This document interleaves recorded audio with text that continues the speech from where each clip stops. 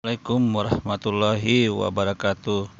Alhamdulillah wa syukurillah wala haula wala quwata illa billahil aliyil azim. Amma ba'. Oke, jadi video kali ini Madia akan menganalisa satu akun yang bernama Verbum Veritatis. Yang menarik di akun ini menurut Madia adalah akun ini cenderung tidak stabil atau lain sendiri gitu loh. Artinya dia berbicara tentang suatu ajaran tapi berbeda sama sekali dengan pendeta-pendetanya gitu loh. Dengan ajaran keyakinan yang dia miliki gitu loh. Artinya dia berubah-ubah ini orang. Di satu sisi dia mendukung bahwa Isa dan Yesus itu berbeda gitu loh. Intinya gini, di satu sisi dia percaya bahwa Isa dan Yesus itu berbeda.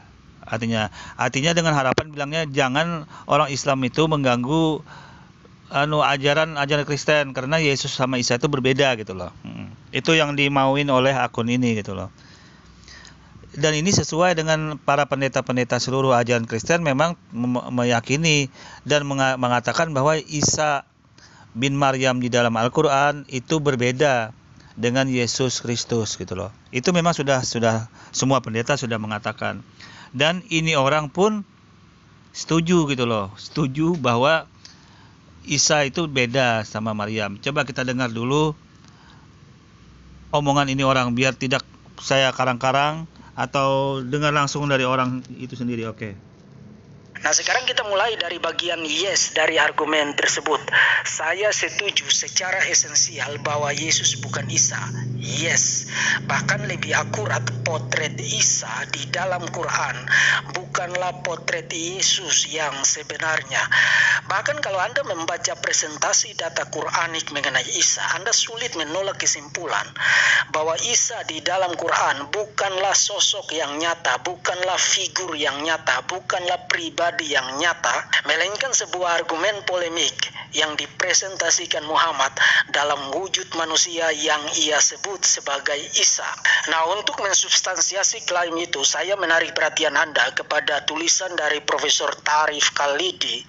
Khalidi adalah seorang pakar sejarah asal Palestina yang menjabat sebagai profesor dalam bidang Arabic and Islamic Studies di American University of Beirut di Lebanon. Pada tahun 2001, Khalidi menerbitkan buku The Muslim Jesus yang diterbitkan oleh sebuah penerbit yang sangat prestisius, Harvard University Press. Dan memang di dalam buku itu, Khalidi menuangkan hasil risetnya yang sangat luar biasa masif.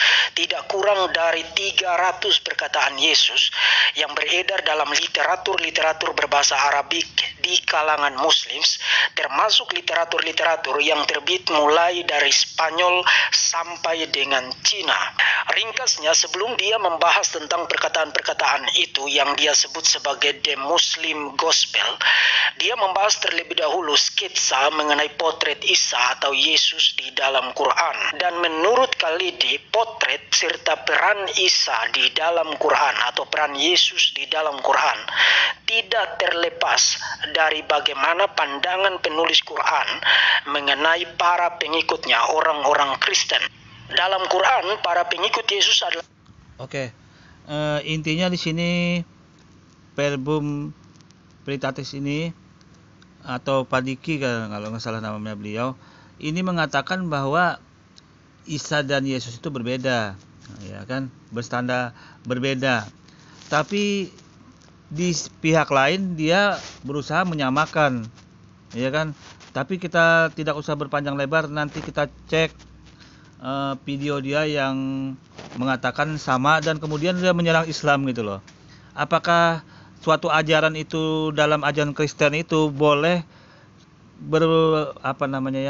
berpindah-pindah atau tidak stabil dalam suatu ajaran, atau dalam meyakini ajaran itu boleh berubah-ubah gitu loh.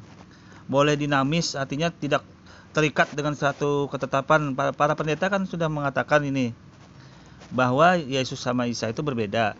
Tapi akun ini berstandar ganda. Di satu pihak dia mengatakan benar berbeda, tapi di pihak lain mengatakan sama. Apakah ini suatu ajaran memang dalam ajaran Kristen itu atau berbeda gitu loh. Kalau memang dia benar, berarti ajaran Kristen berstandar ganda dong. Artinya pelin-pelan. Artinya seharusnya tetap pendiriannya tapi bisa berubah-ubah gitu loh. Seperti Padiki ini dalam akun Paduan Pendeta Artis ini gitu loh.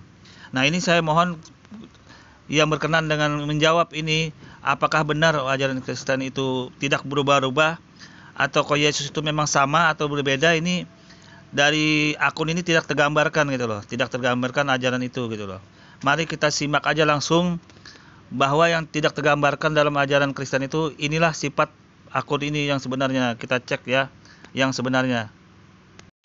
Oke, ini akunnya yang satunya, yang satu pihak dia mengatakan sama, di satu pihak dia mengatakan berbeda. Nah, kalau ini pernyataan akun ini yang menyatakan Yesus dan Isa itu sama dalam aktivitasnya. Makanya saya bingung, ajaran Kristen itu yang mana sih yang benar gitu loh. Saya tidak ngerti juga. Makanya ini para pendeta atau orang-orang yang berkenan ini untuk menjawabnya gitu loh. Dari akun ini tidak menggambar sama sekali. Dia pelin-pelan gitu loh. Justru dia di akun ini menyerang Islam dengan mengatakan Isa dan Yesus itu sama gitu loh. Makanya saya bingung sekali. Nih cek sendiri deh fakta nyata biar ndak saya ngarang-ngarang gitu loh. Cek sendiri deh. Oke. Karena ucapan mereka, sesungguhnya kami telah membunuh Al-Masih Isa putra Maryam, Rasul Allah. Padahal mereka tidak membunuhnya dan tidak pula menyalibkannya. Tetapi dalam kurung yang mereka bunuh adalah orang yang diserupakan dengan Isa. Sesungguhnya mereka yang berselisih pendapat tentang dalam kurung pembunuhan Isa selalu dalam keraguan-raguan tentang yang dibunuh itu.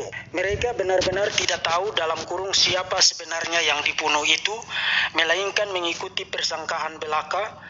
Jadi mereka tidak yakin telah membunuhnya. Tetapi Allah telah mengangkat Isa ke hadiratnya. Allah Maha Perkasa, Maha Bijaksana. Jadi Anda sudah membaca sendiri bahwa yang pertama kali menabuh gendang serangan teologis ini adalah penulis Quran sendiri. Dan ia bahkan menunjukkan serangan tersebut persis tepat kepada jantung iman Kristen. Sebab penderitaan, penyaliban, kematian, dan kebangkitan Yesus merupakan inti dari Injil Yesus Kristus yang telah diberitakan oleh para rasul dengan gagah berani dan yang telah dibayar dengan air mata, penderitaan, penganiayaan, bahkan darah dan nyawa para martir di sepanjang sejarah kekristenan sampai dengan detik ini. Jadi Quran surat An-Nisa ayat 157 sampai dengan 158 merupakan sebuah tuduhan yang maha serius terhadap iman saya sebagai seorang Kristen. Jadi hari ini saya bukan hanya berbicara sebagai seorang Kristen, tapi juga sebagai seorang hamba Tuhan Yesus Kristus yang harus memberikan jawaban apologetik sebagai bagian dari panggilan iman saya dan sebagai bagian dari hak asasi saya untuk memberikan pembelaan iman ketika iman saya diserang secara tidak berdasar oleh Islam, Quran, dan Muhammad, dan ketika serangan yang tidak berdasar itu mengakibatkan serangan terus-menerus dan yang sangat mungkin tidak akan pernah berhenti. Seperti jantung dari Injil Tuhan Yesus Kristus diserang secara tidak berdasar oleh Islam, Quran, dan Muhammad. Jadi mari kita langsung saja 15 alasan mengapa Quran surat 4 ayat 157-158 adalah sebuah kebohongan. Pertama, semua tulisan sejarah baik yang Kristen, Perjanjian Baru maupun sejarah non-Kristen seperti Marbar Serapion, Josephus, Tacitus, bahkan Talmud memberikan kesaksian tanpa keraguan bahwa Yesus dari Nazaret memang mengalami kematian melalui penyaliban pada abad pertama. Artinya Quran surat 4 ayat 157 sampai dengan 158 bertentangan secara mutlak dengan semua kesaksian sejarah yang bisa diverifikasi, dan itu sama. Oke, di sini Madia akan menjawab sesuai dengan ajaran Islam. Tadi akun ini menampilkan macam-macam bukti, saksi segala macam tentang kebenaran bahwa yang disalib itu adalah Yesus Kristus. Dalam Islam itu perlu saya sampaikan, percaya, yakin 100% biarpun Anda tidak menjelaskan saksi-saksi, bukti-bukti, fakta-fakta yang Anda sampaikan tentang proses penyalipan itu, yang disalib itu Yesus menurut keyakinan Anda itu benar. Tapi dalam Islam perlu Anda ketahui, Al-Quran sudah mengatakan bahwa yang disalib itu dia orang yang diserupakan gitu loh. Yang disalib itu orang yang diserupakan. Sedangkan Anda menyalahkan ini Al-Quran bahwa tidak berbohong macam-macam. Tidak bohong, Anda tidak membantah orang yang diserupakan itu, Anda tidak bantah. Yang malah Anda menunjukkan bukti-bukti penguatan orang yang disalib. Itu kan kebodohan namanya. Anda tidak buktikan orang yang disalib itu, tidak menguatkan dengan pembuktian pun orang Islam percaya bahwa yang disalib itu memang Yesus. Yang disalib itu memang Yesus, tapi yang disalib orang Yesus itu orang yang diserupakan gitu loh, mirip Yesus. Memang Yesus kenyataannya di sana, tapi yang diserupakan. Kalau dalam Islam itu Nabi Isa itu diserupakan gitu loh. Jadi intinya apa? Intinya poin Anda yang kedua ini sama, Anda tidak menunjukkan bukti pembantahan bahwa mana sih yang orang benar enggak diserupakan gitu loh. Kenapa Anda enggak bantah itu gitu loh? Malah membantah argumen-argumen yang mendukung tentang penyalipan Yesus itu yang tidak ada gunanya. Seharusnya Anda keluarkan dong bukti-bukti, fakta-fakta yang membantah. Oh, bukan orang diserupakan kok, benar aslinya. Nah, begitu. Apa buktinya gitu loh. Jadi Anda ini saya nilai. Ya aku bilang on lucu gitu loh. Ya aku bilang bodoh ya bodoh. Yang ditekankan Al-Quran itu kan orang yang diserupakan. Sedangkan Anda di sini menghasilkan bukti-bukti benar-benar yang disalib itu saksi orang yang disalib itu, bukti-buktinya tentang Yesus yang disalib yang mendukung penyalipan itu. Ya kan tidak ada gunanya. Itu kan mendukung penyalipan, Al-Quran juga percaya, orang-orang Islam juga percaya. Oke, lanjut dulu ya. Surat 4 ayat 157 secara tidak sadar membenarkan kesaksian perjanjian baru dan kesaksian sejarah-sejarah kuno mengenai kematian Yesus melalui penyaliban. Misalnya seorang apologet muslim bernama Luhai Fatohi menyatakan surat 4 ayat 157 tidak membebaskan orang-orang Yahudi dari niat atau upaya mereka membunuh Yesus. Ayat ini lebih menekankan bahwa mereka sesumbar telah membunuh Yesus, tetapi ayat ini menyangkali bahwa klaim mereka benar. Itu tidak berarti bahwa orang-orang Yahudi berbohong, tetapi bahwa mereka telah salah berpikir bahwa mereka membunuh Yesus, dan karena itu dibuat tampak demikian bagi mereka. Ayat ini menekankan bahwa klaim orang-orang Yahudi tidak berdasarkan pengetahuan yang sebenarnya dan kepastian, tetapi semata-mata dugaan. Mereka telah berupaya membunuh Yesus, namun mereka gagal. Nah, perhatikan kenapa Fatohi menyatakan bahwa itu tidak berarti orang-orang Yahudi berbohong.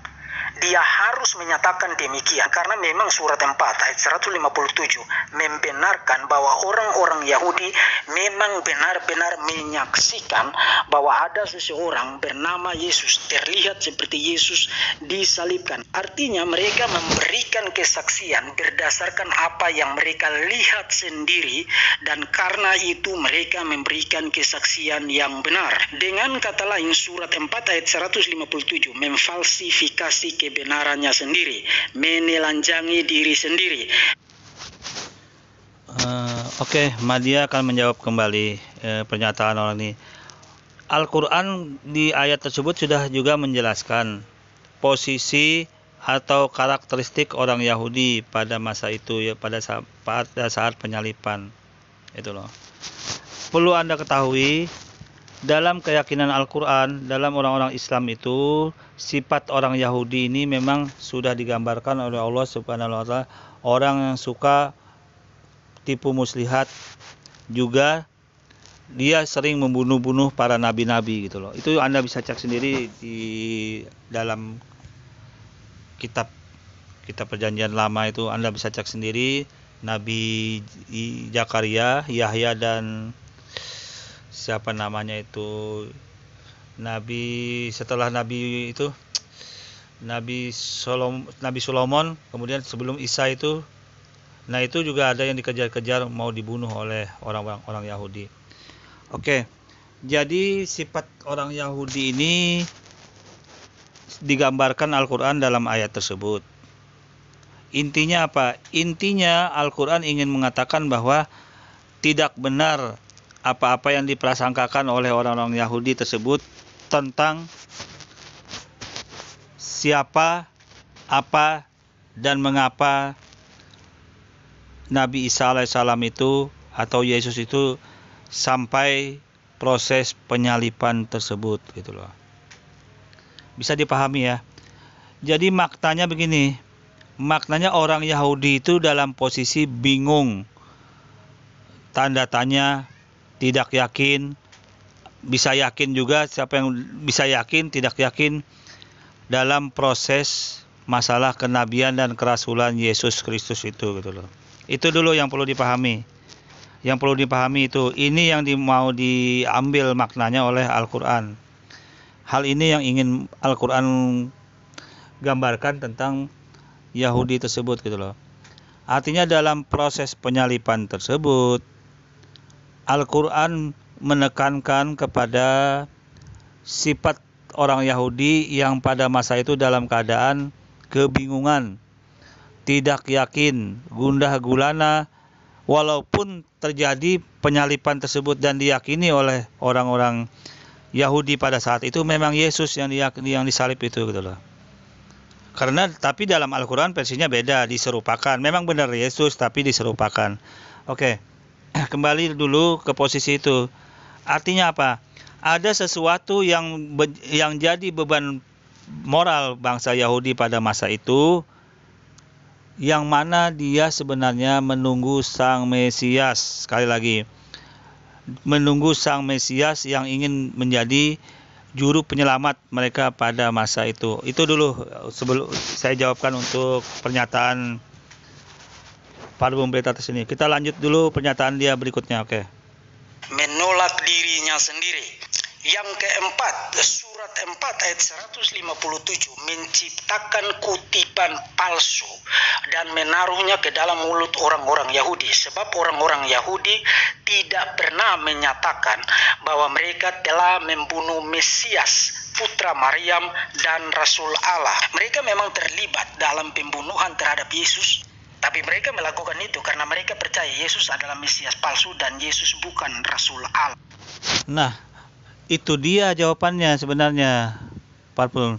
Jadi sifat orang Yahudi pada masa itu masih meragukan, dalam keadaan bingung, gundah gulana dalam sesuatu yang tidak jelas kebenarannya gitu loh.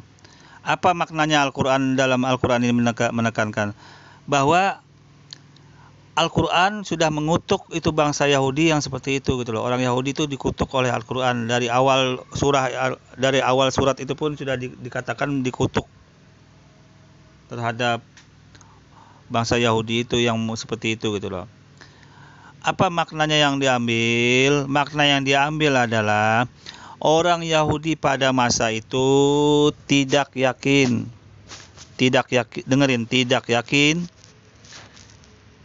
ragu yang disalib itu adalah Mesias atau Rasul dan Nabi Allah Subhanahu wa taala. Itu mereka tidak yakinnya di situ. Makanya di situ timbullah sesuatu yang berbeda-beda dari mereka itu. Ada yang mereka yakin, ada yang tidak yakin, tapi banyak yang tidak yakin. Buktinya apa? Buktinya mereka menunggu-nunggu sampai sekarang Mesias yang mereka lakukan itu gitu lah.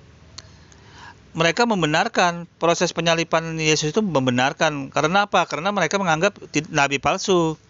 Tidak yakin mereka, makanya mati terbunuh, kata Yahudi itu gitu loh. Makanya mati terbunuh, Yesus itu mati terbunuh. Karena mereka tidak yakin, dan benar memang dibenarkan proses penyalipan itu, tidak ada yang masalah. Dan Islam bagaimana memandangnya itu? Islam memandangnya lebih hebat lagi. Islam itu memandangnya lebih hebat. Kalau Yahudi tidak yakin itu nabi dan rasul yang disalib itu, kalau Islam meyakinkan bahwa memang nabi dan rasul yang disalib itu. Isa itu memang nabi dan rasul. Akhirnya Allah Subhanahu wa taala menyelamatkan itu nabi dan rasul yang sebenarnya memang nabi dan rasul, dinaikkan ke langit atas, yang akan dikembalikan lagi ke bumi nanti menjelang akhir zaman. Oke. Kita lanjut dulu ya. Dan itu berarti surat 4 ayat 157 berbohong mengenai orang-orang Yahudi. Kelima, orang-orang Yahudi tidak pernah berselisih pendapat bahwa memang mereka telah membunuh Yesus seperti yang diklaim oleh surat 4 ayat 157. Oke, langsung saya jawab aja. Orang Yahudi memang tidak berselisih pendapat bahwa yang dibunuh itu memang Yesus. Itu sekali saya katakan dulu, tidak berselisih pendapat. Yang dikatakan Al-Quran dalam ayat An-Nisa 157 itu bukan itu masalahnya. Bukan masalah orang yang disalib itu. Akan tetapi yang dimaknai Al-Quran itu adalah orang Yahudi itu ragu, bimbang bahwa benar enggak ini yang disalib ini Yesus, ini orangnya seorang nabi atau rasul gitu loh. Benar enggak ini seorang nabi, seorang rasul, masa sih seorang nabi harus mati tragis seperti itu, bilang bangsa Yahudi gitu loh. Orang Yahudi ngomong gitu. Tapi dia yakin memang orang Yesus itu memang disalib, tapi dia bertanya-tanya di hatinya gitu loh.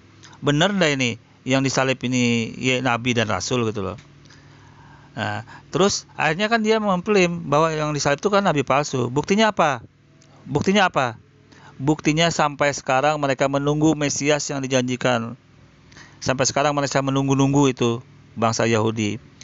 Kalau dia yakin nabi dan rasul Isa itu, Yesus itu tidak akan bakal menunggu-nunggu sang Mesias yang dijanjikan itu. Berhubung mereka tidak yakin dengan Yesus itu seorang nabi dan rasul, mereka menunggu lagi sang Mesias itu gitu loh. Sampai sekarang, cek aja di sana. Itu buktinya. Bukti yang kedua apa? Bukti yang kedua banyak enggak? Berapa persen sih orang Yahudi yang menerima ajaran Kristen? Berapa persen? Anda hitung aja sekarang. Berapa persen di bangsa Yahudi sana pada masa itu dan sekarang yang menerima ajaran Kristen itu gitu loh. Jangankan menerima ajaran, kitab perjanjian baru Anda ini ditolak. Saya kasih tahu, mereka tidak terima kitab perjanjian baru ini gitu loh. Jadi Anda ini ya lebay, Parbum Pretatus, lebay sekali. Oke, kita lanjut dulu ya.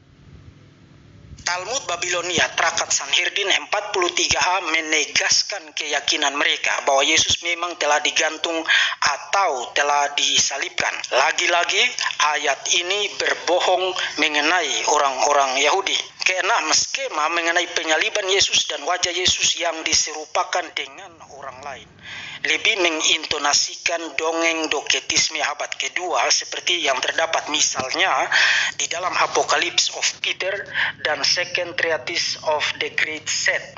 Profesor Neil Robinson, salah seorang pakar dalam bidang religious studies, menyatakan Quran setuju dengan pengajaran Gnostik dalam 3 hal.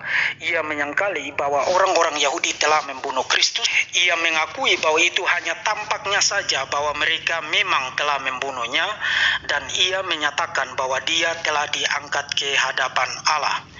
Dengan kata lain, penulis Quran menghabiskan kredibilitasnya sendiri dengan ketidakmampuannya untuk membedakan antara sejarah dan dongeng-dongeng. Ketujuh, skema alternatif yang ditawarkan dalam Quran surat 4 ayat 157-158 sebenarnya mempresentasikan Allah Subhanahu sebagai sosok penipu yang melakukan trik untuk menipu orang-orang Yahudi. Bukan hanya itu, akibat trik penipuan yang dilakukan oleh Allah Subhanahu wa Ta'ala, kekristenan sampai dengan hari ini telah menjadi agama dengan pemeluk terbesar di dunia. Oke, kembali Madia akan menjawab tentang argumen dari akun ini. Perlu diketahui, Allah Subhanahu wa Ta'ala itu di dalam Al-Quran itu hanya menerangkan dan menjelaskan di dalam kitab Al-Quran itu begini loh sifat kejadian fakta yang terjadi pada masa lalu gitu loh. Itu aja dulu guna anunya yang perlu digarisbawahi. Begini loh kejadiannya yang terjadi pada Nabi kekasih Allah juga Isa Al-Masih itu sampai terjadi dia dalam proses penyalipan itu gitu loh. Begini yang terjadi. Itu digambarkan Allah dalam surah An-Nisa ayat 157 itu gitu loh. Ya Allah SWT dengan Al-Quran dia tidak ada kepentingan sebenarnya sama Anda, Verbum Veritatis, tidak ada kepentingan. Anda percaya atau tidak tentang keterangan Al-Quran itu, Anda tidak ada kepentingan. Tidak bukan berarti Anda juga tidak bisa membuktikan secara fakta kejadian pada masa itu, karena Anda bukan saksi sejarah juga gitu loh. Dan kitab Anda pun, kitab Perjanjian Baru, ditulis setelah Yesus itu mati dengan dalam berpuluh-puluh tahun juga waktunya, ditulis orang ketiga. Jadi tidak bisa juga Anda campur tangan lebih dalam ke dalam peristiwa itu gitu loh. Karena kitab Anda sendiri Perjanjian Baru itu ditulis jauh setelah Yesus dan murid-muridnya itu disalib, jauh sekali, ditulis orang ketiga lagi. Ya kan, ditulis orang ketiga. Dan anehnya faktanya lagi menggugurkan atau menggagalkan atau menolak Perjanjian Lama gitu loh, membatalkan semua isi Perjanjian Lama. Padahal Anda cek sendiri bahwa Yesus itu diturunkan Allah ke Israel itu meneruskan ajaran kitab Taurat, tidak menghilangkan sedikit pun ajaran kitab Taurat gitu loh. Dia tidak menghilangkan. Itu tugas Yesus turun ke Israel dan meneruskan ajaran Musa itu. Tapi kemudian ada datang faktanya kitab yang ditulis orang ketiga yang jauh waktunya dari Yesus, mengatasnamakan Yesus, membatalkan itu semua gitu loh. Membatalkan isi perjanjian kitab Taurat itu gitu loh, Perjanjian Lama itu. Kan bertentangan dengan ajaran kitab Yesus sendiri gitu loh, yang katanya datang meniadakan itu, tidak meniadakan ajaran kitab Taurat, melainkan menggenapi. Terus Anda pikir menggenapi sama meniadakan itu sama? Itu dua subjek yang berbeda. Kan yang pertama tidak ada meniadakan setitik pun ajaran kitab Taurat. Kemudian menggenapinya. Nah, itu kan dua fakta yang berbeda. Siapa yang bisa bantah itu fakta yang sama? Meniadakan dengan menggenapi. Ya beda lah. Faktanya, pengertiannya pun berbeda gitu loh. Jadi intinya apa? Ya intinya Anda lebay gitu loh. Lebay mengaitkan ini gitu loh. Lebay mengaitkan Allah Subhanahu wa taala terlalu berperan mengatur dalam konsep ajaran yang Trinitas itu tidak kepentingan. Justru Allah Subhanahu wa taala ini menggambarkan kepada orang-orang muslim agar tahu fakta yang sebenarnya gitu loh. Fakta yang sebenarnya kejadian masa lalu gitu loh. Buktinya apa? Buktinya itu tadi. Anda katakan Yahudi banyak menerima ajaran Anda, agama Anda. Iya, tidak. Anda cek sendiri faktanya sekarang di Israel sana, di bangsa Yahudi. Mereka ajaran apa? Mereka yang tunggu sampai sekarang itu Mesias itu ditunggu tuh karena mereka nggak yakin dengan konsep ini, dengan konsep adanya ini penyalipan ini diidentikan dengan konsep ketuhanan. Mereka tidak yakin, makanya mereka menunggu sampai sekarang. Mereka menunggu biar Anda tahu nih Verbum Veritatis, mereka menunggu. Oke, saya lanjut dulu ya.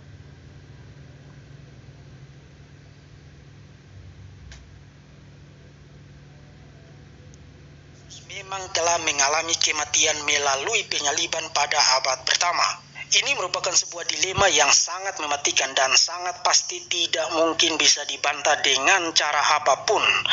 Sebab di satu sisi jika kita menerima kebenaran dari klaim surat 4 ayat 157-158,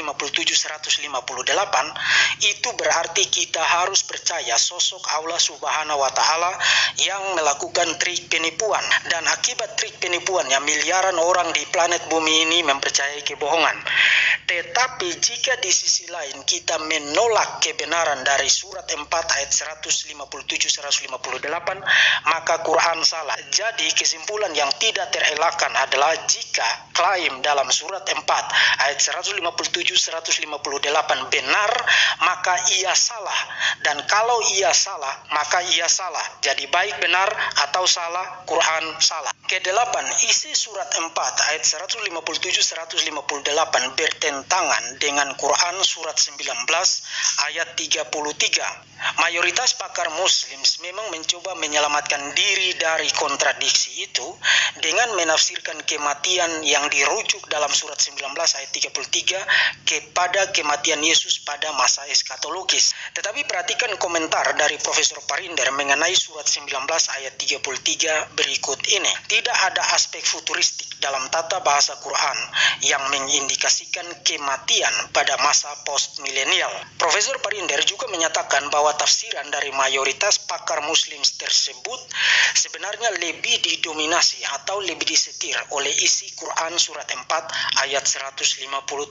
Nah, apa maksudnya? Maksudnya jelas, Quran surat 4 ayat 157 dan Quran surat 19 ayat 33 isinya bertentangan satu sama lain. Itulah sebabnya mereka harus menafsirkan surat 19 ayat 33 dalam nuansa eskatologis untuk menyelamatkan diri dari. Oke, Madia akan menganalisa dulu dalam proses kematian atau wafat mengenai Isa atau Yesus itu Allah Subhanahu wa taala sudah menggambarkan.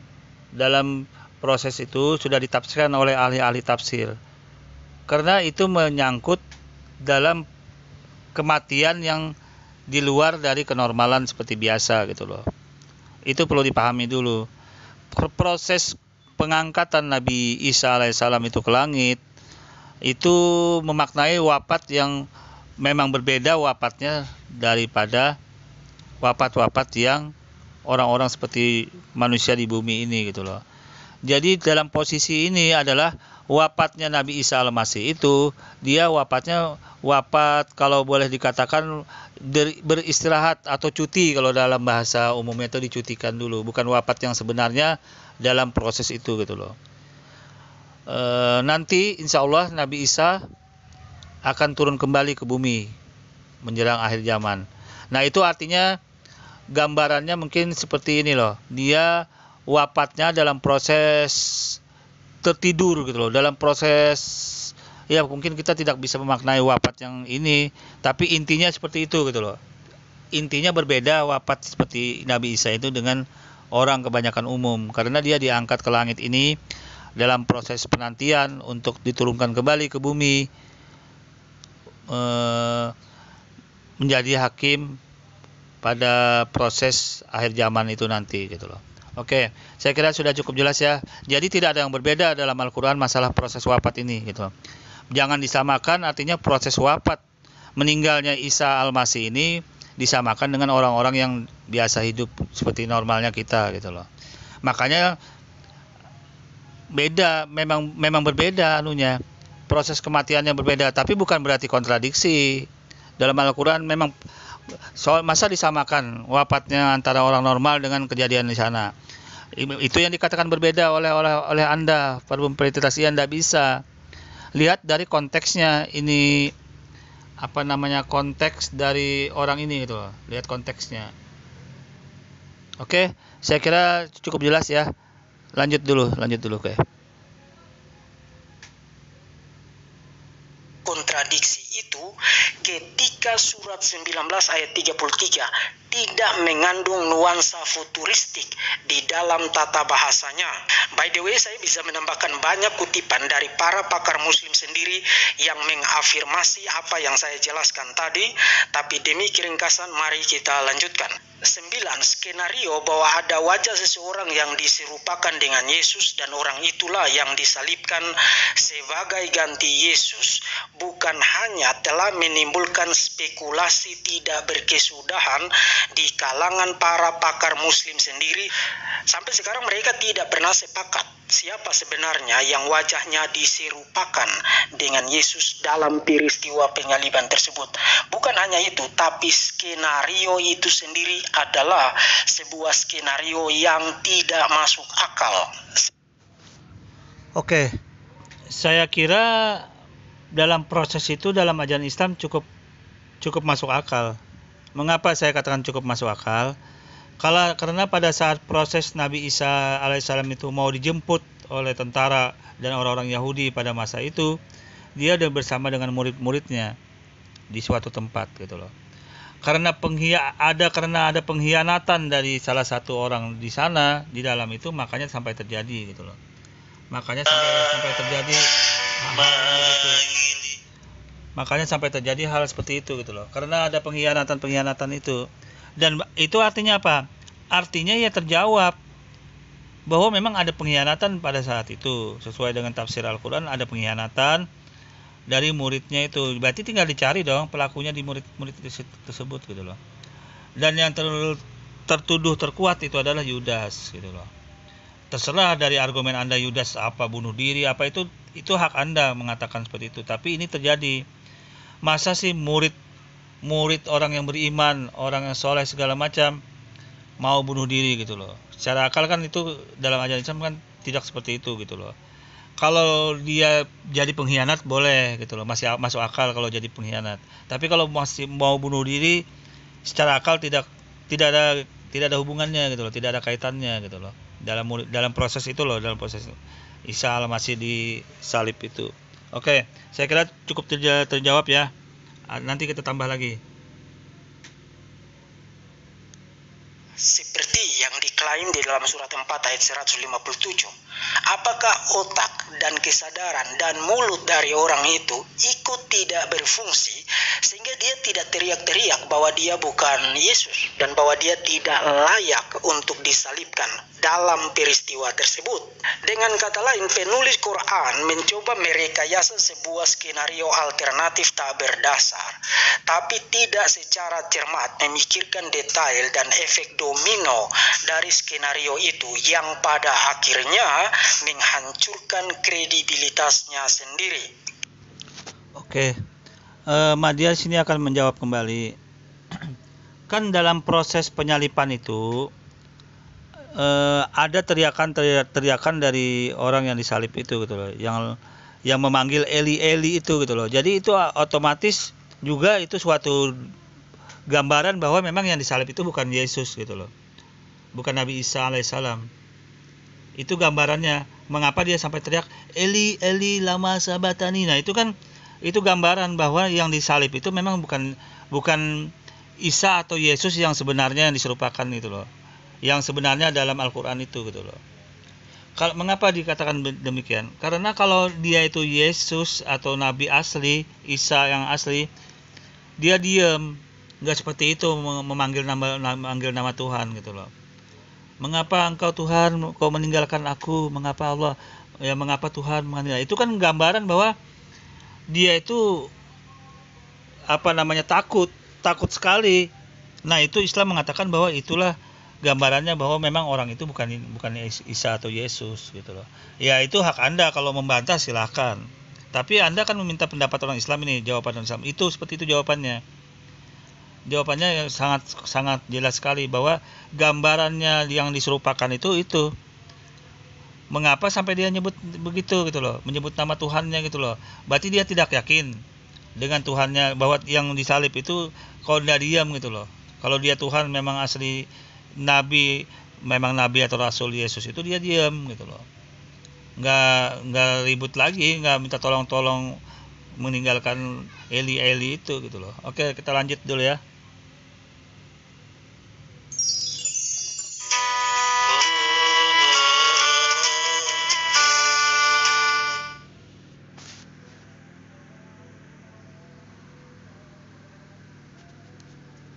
Mengenai kematian Yesus melalui penyaliban berasal dari abad pertama, abad yang sama dengan peristiwa yang dirujuknya dan yang dikonfirmasi secara positif oleh catatan-catatan sejarah kuno lainnya. Di sisi lain, Quran baru muncul 600 tahun kemudian dari aktualitas peristiwa yang disangkalnya.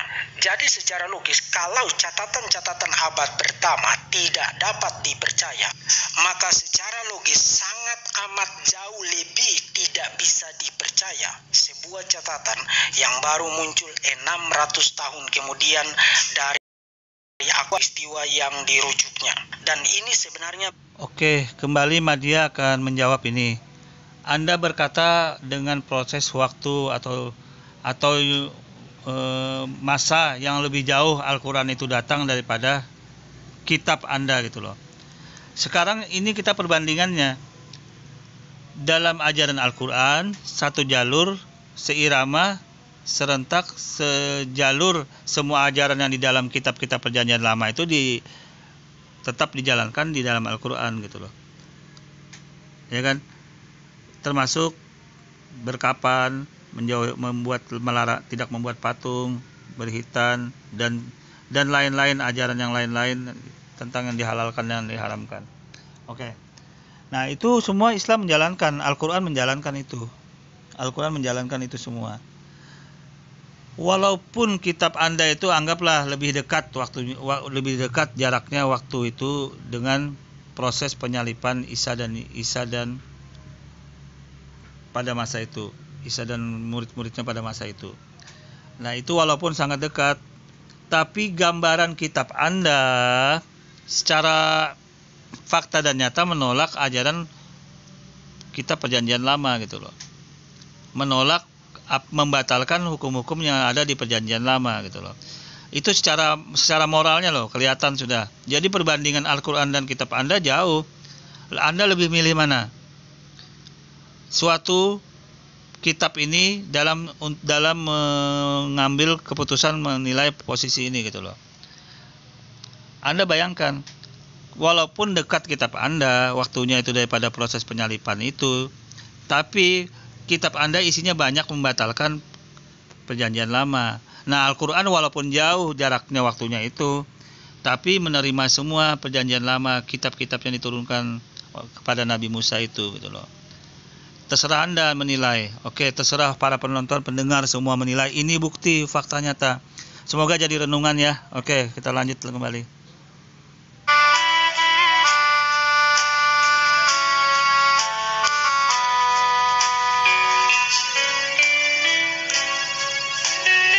Intro sedikit. Ya biasalah, relax sedikit dulu. Oke, lanjut dulu ya. Mengatakan sesuatu mengenai mentalitas Muslims. Konsistensi adalah sebuah negeri yang sangat asing bagi Muslims, dan standar ganda mengutip kitab Amsal adalah lawan yang mencium secara berlimpah. 11. Sampai detik ini setelah 14 abad tidak pernah ada bukti positif apapun, tidak secuil pun ada bukti positif yang mengafirmasi penyangkalan Quran surat 4 ayat 157-158 terhadap kesejarahan kematian Yesus. Oke, Madia akan jawab kembali. Untuk apa tidak ada kepentingan Al-Quran menjelaskan itu, untuk mengklarifikasi apapun di dalam Al-Quran itu gitu loh. Al-Quran hanya bercerita kok. Bercerita kepada orang-orang Islam, pemercaya kitab Al-Quran. Untuk apa disangkal? Untuk apa dijelasin kepada orang kafir? Mereka toh nggak mau pakai kok. Sedangkan Al-Quran sekarang kalau nggak dipakai, ngapain? Ya buang-buang waktu, buang-buang waktu aja menjelaskan ini gitu loh. Untuk apa ada penyangkalan seperti Anda katakan? Toh Anda aja tidak percaya Al-Quran kok. Ngapain gitu loh. Oke, lanjut dulu ya. Melalui penyalipan. Question is, are there any historical documents that support the Quran saying that Jesus was not crucified or killed? So why do we have to have an answer? Kenapa kita harus punya bukti? Tentu saja Anda harus punya bukti ketika melancarkan sebuah tuduhan, apalagi tuduhan yang maha serius yang Anda arahkan persis tepat kepada jantung dari iman saya. Kan sudah saya katakan kepada Anda, Al-Quran itu cuma menjelaskan kepada ajaran Islam itu, pada umat Islam. Mengenai hal-hal apapun yang di dalam itu Anda tergantung Anda mau percaya tidak sama Al-Quran itu. Toh dalam ajaran Islam juga tidak menyebut ajaran Anda. Kitab Anda, nama yang dimasalahin di Al-Quran juga beda kok. Yesus sama Isa beda orang. Isa Al-Masih. Nah, ya kan? Yesus Kristus. Nah, itu Yesus apa namanya? Kan enggak jelas, masih belum tahu kita. Yesus Kristus, Yesus apa namanya tuh, yang Mesias apa namanya? Itu kan nama-nama Anda sendiri beda. Kalau dalam Al-Qur'an itu sudah jelas, Isa bin Maryam Al-Masih gitu loh. Itu nama Al-Qur'an semua gitu loh. Seharusnya Anda tidak perlu dong. Kalau memang beda orang tidak perlu ikut campur dong gitu loh. Bahkan dalam Al-Qur'an itu sendiri nama Al-Masih itu milik Al-Qur'an, bro. Al-Masih itu punya Al-Qur'an. Itu berasal dari bahasa Al-Qur'an yang artinya itu orang yang suka mengembara dan orang yang suka mengobatin, mengusap. Karena kehebatan Nabi Isa alaihissalam itu bisa mengusap lah, namanya mengusap, mengobatin, bahkan menghidupkan orang mati, itu bisa itu Isa itu. Pokoknya sakti lah, ada banyak dia kelebihan diberi Allah. Nah, itu artinya bagaimana? Artinya sadar diri. Anda harus sadar diri, Anda memasalahkan Nabi Isa. Itu Anda pun meminjam milik Al-Qur'an. Anda menyalahkan Al-Qur'an ini. Saya kasih tahu Anda menyalahkan Al-Qur'an, membuli Al-Qur'an, menjelek-jelekan Al-Qur'an. Sementara Al-Masih itu aja dalam bahasa Arab. Cari aja seluruh dunia. Bahasa apa itu? Bahasa Arab, bro. Bahasa Al-Qur'an. Itu berasal dari kata masaha, yumasihu, masihun. Itu dalam bahasa Arab. Artinya itu pengembara dan para pengusapan, penyembuhan. Jadi Anda lebay membicara Nabi Isa dan Al-Masih, tapi Anda menjelek-jelekan Al-Qur'annya. Lucu kan? Sampai membuat framing sampai 15 apa namanya ini? 15 ketidakbenaran Al-Qur'an. Kan aneh. Fakta nyata Anda memakai bahasa Al-Qur'an gitu loh. Di kitab Anda memakai Al-Masih. Itu fakta nyata. Siapa yang bisa bantah itu milik Al-Qur'an. Itu bahasa Arab, siapa yang bantah bisa bantah. Anda punya bahasa kitab sendiri. Kalau dalam bahasa Ibrani mungkin dikatakan apa namanya itu ya, Isa apa itu? Yesus Al-Mesias kah? Nggak tahu, saya kurang ngerti itu. Tapi yang jelas intinya Anda ini salah fatal. Ya bodoh menjelek-jelekan Al-Qur'an tetapi meminjam milik Al-Qur'an, meminjam ajaran Al-Qur'an gitu loh. Iya kan? Aneh kan? Seseorang yang apa namanya itu, yang mau menjelek-jelekan itu harus fair dong, jangan pinjam dong bahasanya. Malu lah, Anda ini banyak malu sebenarnya gitu loh. Al-Masih itu siapa sih gitu loh. Itu punya Al-Qur'an punya. Saya tantang Anda, kalau itu bahasa lain tidak mungkin ada. Kalau Anda itu bahasa apa, ayo saya tantang Anda. Itu bahasa apa itu? Biar Anda bisa bahasa Yunani. Itu Al-Masih itu bahasa apa gitu loh. Bahasa Arab, bahasa Al-Qur'an. Oke, saya lanjut dulu ya. Membuka mulut Anda menolak bahkan mengolok-olok mengejek iman saya, maka masih jauh lebih bagus saya menyebut Anda idiot ketimbang menyebut Anda orang gila. 12. Ketidakbergunaan dan ketidakhandalan surat 4 ayat 157 dikonfirmasi oleh sikap semua pakar studi Yesus sejarah yang tidak ada satupun yang datang kepada surat 4 ayat 157 untuk menggambar potret Yesus sejarah, khususnya kematian Yesus melalui penyaliban, tentu saja kecuali Muslims. Nah, poin ini memang mirip seperti poin 2 tadi, tapi intonasinya berbeda. 13. Keseluruhan skenario yang terdapat dalam surat 4 ayat 157-158 jika benar, maka secara implikasi skenario itu merendahkan Muhammad, di mana Allah Subhanahu wa Ta'ala membiarkan Muhammad menyantap makanan yang telah ditaruh racun oleh seorang perempuan Yahudi. Bahkan akibat dari racun itu, Muhammad mengalami penderitaan bertahun-tahun sebelum pada akhirnya mati. Mau lari dari kenyataan ini, peritatis ini mau lari, sudah dibilangin pinjam punya kata bahasa Arab Al-Qur'an, Al-Masih, lari dia menyerang Muhammadnya. Ya, inilah kayak itulah sebenarnya. Saya sebenarnya tidak perlu mencari kebenaran dan siapa yang benar, siapa yang salah. Tapi inilah kejadian, fakta nyata. Dia ngomong panjang lebar apa-apa, tapi ternyata di dalam dirinya itu dia tidak menyadari, dalam kitabnya dia tidak menyadari bahwa dia memakai Al-Masih. itu punya Al-Quran, punya hak Al-Quran.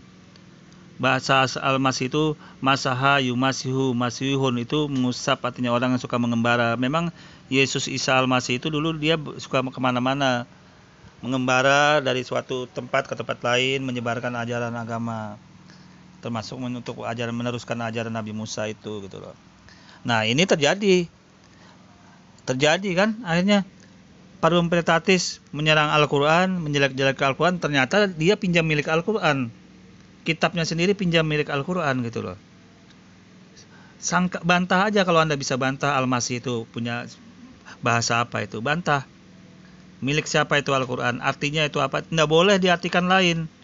Saya tidak sependapat dengan omongan pendeta Louis mengatakan Al-Masih itu yang suka membaptis, tidak setuju saya.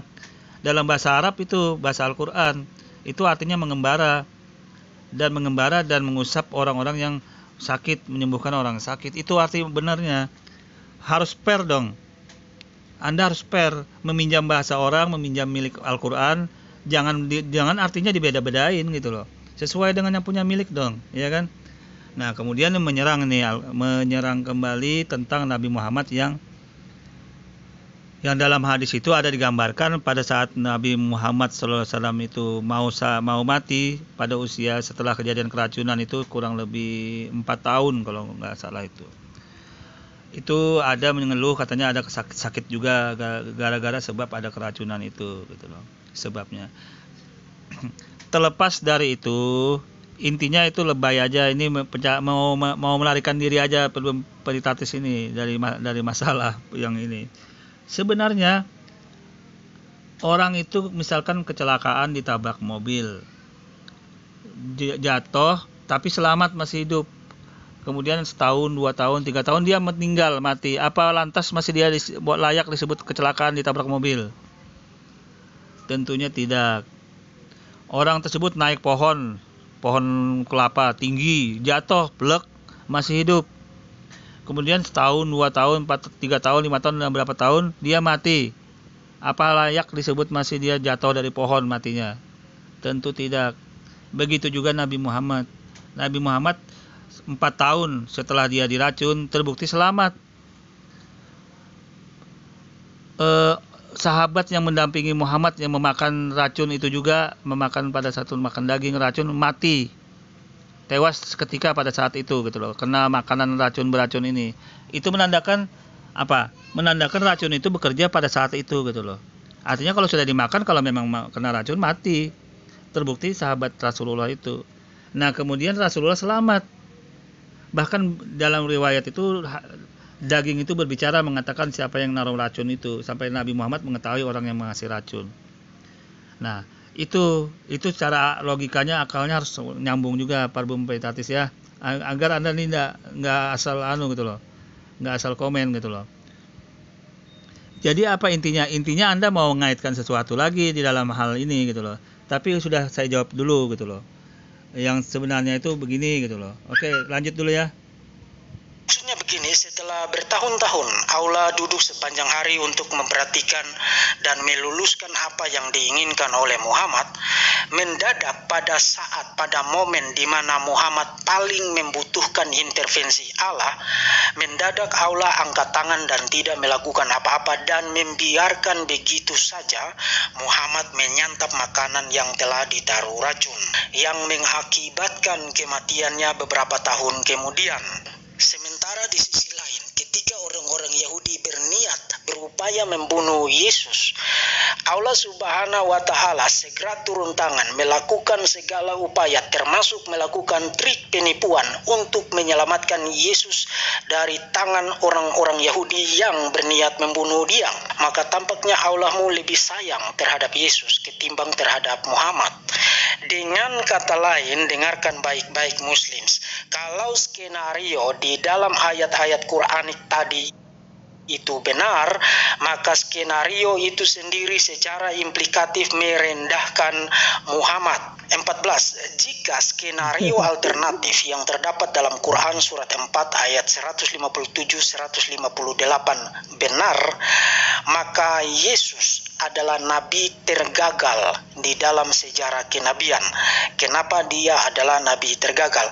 Karena ajarannya berhasil diselewengkan secara amat masif, sehingga jumlah orang yang mempercayai penyelewengan itu telah membentuk sebuah agama terbesar di dalam planet bumi ini sekarang. Dengan kata lain, skenario dalam ayat-ayat Quranik itu tidak memuliakan Yesus. Jadi Muslim stop jualan omong kosong bahwa Islam memuliakan Yesus.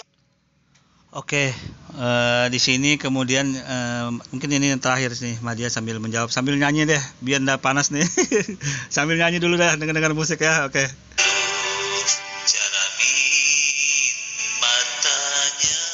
Oke, menghibur dulu sebentar ya.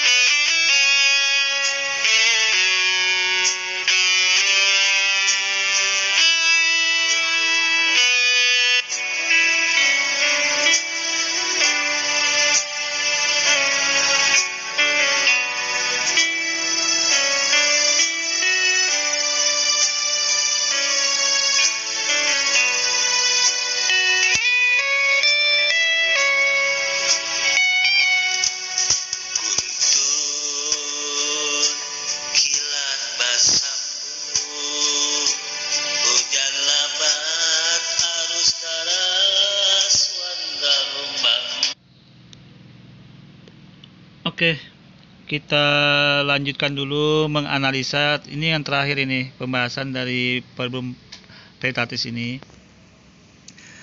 Oke, dalam ayat tersebut Allah Subhanahu wa taala sudah menjelaskan dalam An-Nisa ayat 157 bahwa gambaran orang-orang yang proses penyalipan Nabi Isa bin Maryam tersebut itu sudah sangat jelas ya, artinya gambaran. Nah, di situ juga Allah sudah menjelaskan tipu daya dan menghukum mengutuk orang-orang Yahudi, juga sudah dijelaskan tadi.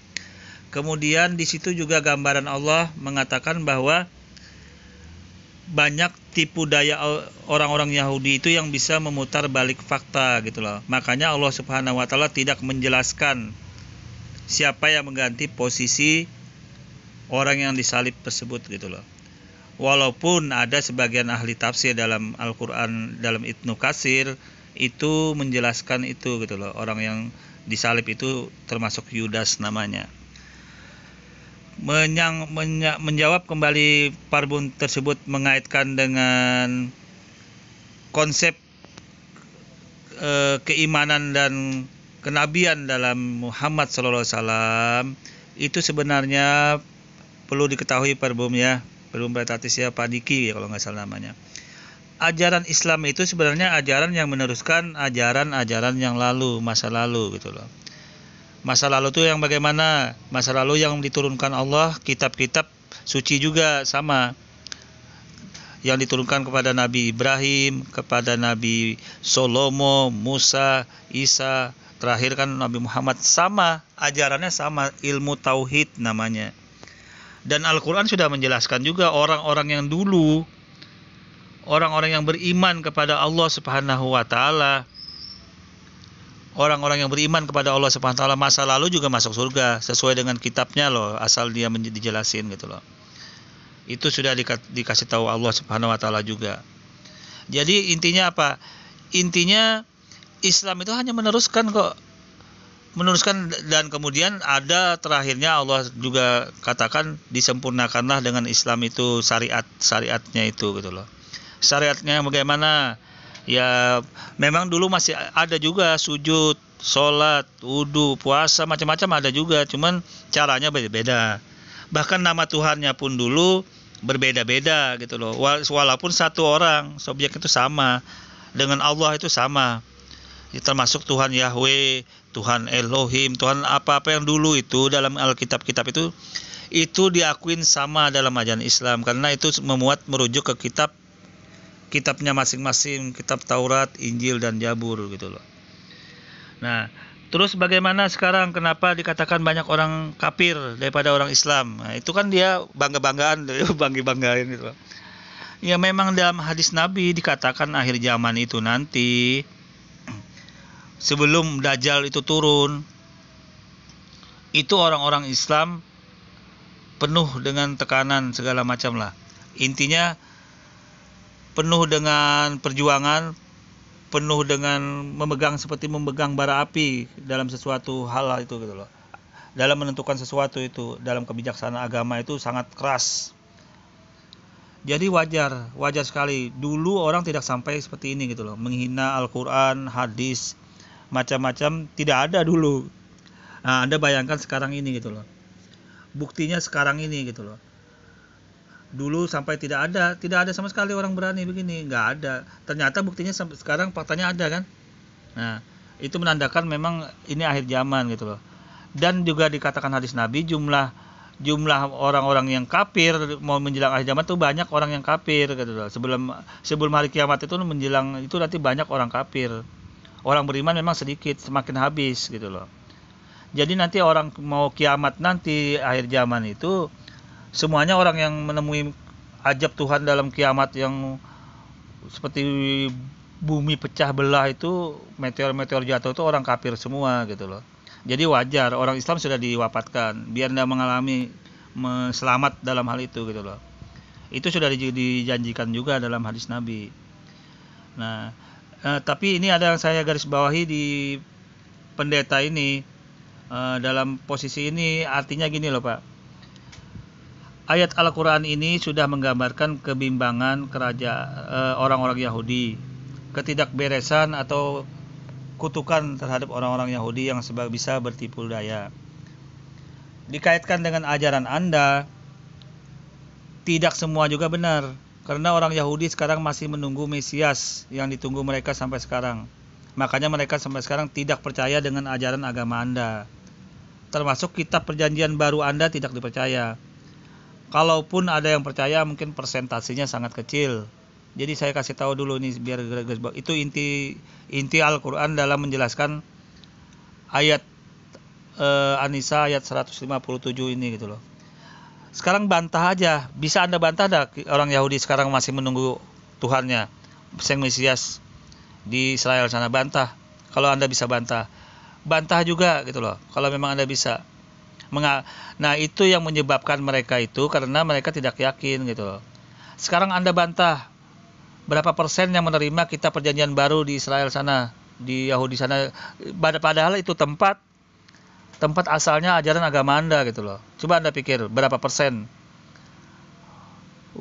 asal sumber ajaran agama Anda itu bersumber dari Yahudi dan Israel sana. Tapi mereka menolak kitab Anda gitu loh. Sekarang fakta dan nyata hitung berapa persen.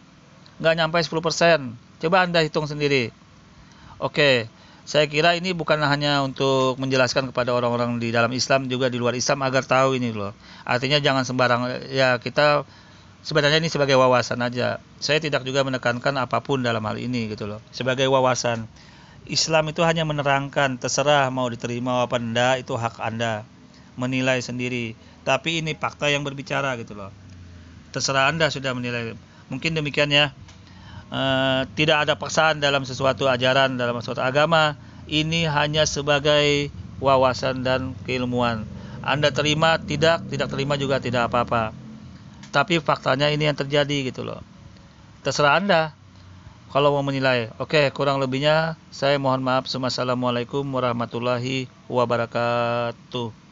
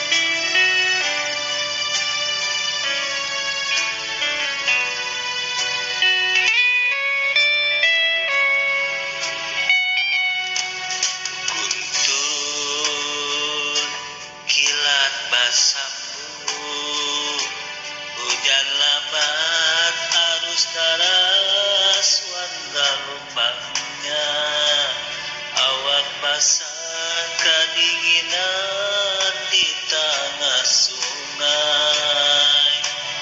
mengayuh juku balu